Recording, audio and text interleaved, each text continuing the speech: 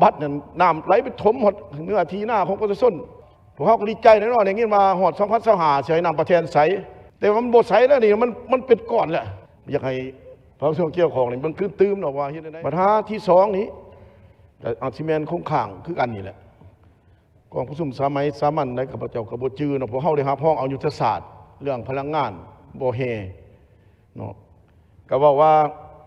เรื่องนี้2 อันที่ข้าพเจ้าติดตามเพราะเขาว่าฮอด2030นี่ก็สิในวันระยะ2025สิได้มีการสำรวจเบื้องรัฐเขาจะได้ลงทุนสำรวจมันลาโบเฮต่างๆแล้วหลังจากนั้นแหละจังให้บริษัทนี่มาประมูลแล้วจังไปลงทุนรัฐเขาจังบ่เสียเปรียบแต่ผ่านการติดตามตัวจริงนี่มันยังบ่ทัน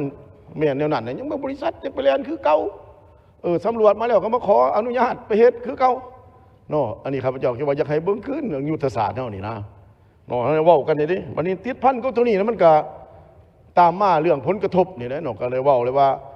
อันนี้ก็เรื่องผลกระทบเรื่องสิ่งแวดล้อมคืออยู่เขตขบวนของเฮาเนี่ยนำประเทศบ่อแนงพลติ้วเนาะแต่ก่อนก็มีแต่น้ำคุณซื่อแต่ปัจจุบันนี้แห้งนักหนาไปเต็กเนาะเวลาฝนตกมากเนี่ยน้ำไปสู้เอาบน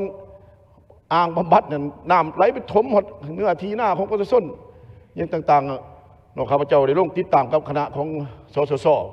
เมื่อก่อนก็ได้ไปเห็นตัวจริงเนาะอันนี้ก็เห็นว่ามันไปถมหมดกว่ากระทองเลยบุเพียงแต่ว่ากระทบให้น้ำประเทศนั้นแดงซื่อๆในปัจจุบันนี้อันนี้อยากให้เบื้องรัฐบาลเนี่ยแก้ไขอย่างจริงจังเพราะว่าพวกเขาก็ดีใจแน่นอนอย่างนี้มาหอด2025เสียน้ำประเทศใสแต่มันบดใสแล้วนี่มันเป็นก้อนแหละอยากให้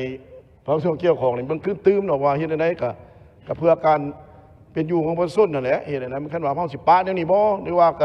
ควรบ่ให้บริษัทใหญ่ที่มีทุนบ่ลงทุนบาทเดียวเขาเจ้าว่าอันนี้มันบริษัทมันยิกมันย่อยมันหลายโพดนะมันคุ้มครองกันบ่ได้เนาะศูนย์กลางก็อนุญาตแขวงก็อนุญาตสุดท้ายมาทีมเจ้าทีมคอยว่าผู้ใดครับผลกระทบเป็นประชาชนเนาะอันนี้จากฝากเนาะอันนี้เป็น